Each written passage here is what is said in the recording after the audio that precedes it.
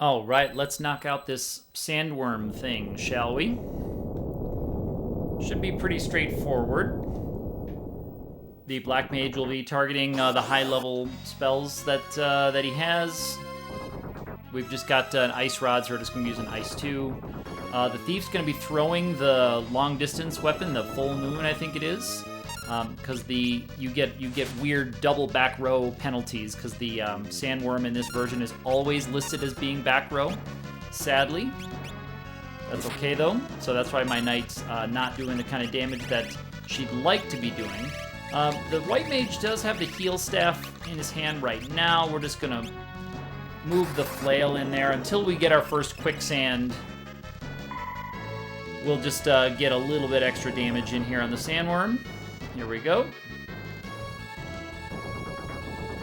All right, and the thief's going to get another turn to pop up. So even though it looks like the sandworm's in the front row, it's actually in the back row.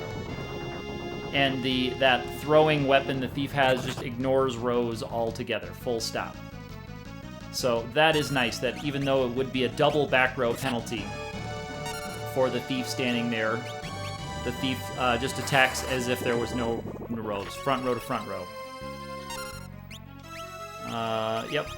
And the flail type weapon also is like that for the white mage, so moving the heal staff out of his hands and switching to that means that he can attack without penalty either. So it's a much weaker weapon, but it would be doing a lot less if he was standing in the back row and we were using like the regular staff weapon. Got to make sure that is actually really lucky. He did a move there during the charging of that spell, but he does have a chance to pop up on the same hole again, which was very lucky, because otherwise that ice would have gone to one of the empty holes, and then we would have eaten a demi somewhere. The white mage would have had to go out and do a heal. So far, so good. We haven't seen a quicksand yet, and even if we do, we're far enough along in the battle that it shouldn't take too long. And now my white mage can just do a Cure 2 on everybody.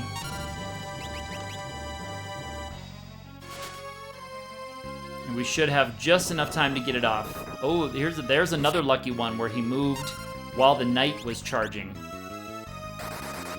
But he didn't actually go to a different hole. He came up in that same back hole. All right, so we are going to have to do a Cure 2 rather quickly here, because that leak status is really, really going to town. So that'll get us back up towards full. We're still going to be leaking for another round or two. And that'll reset the leak status, so look out for more leakage.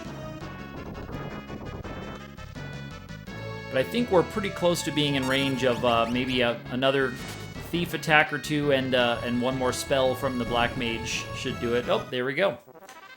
I knew we were getting close. 5 AP for everybody, getting closer to the better abilities of our thief and our knight.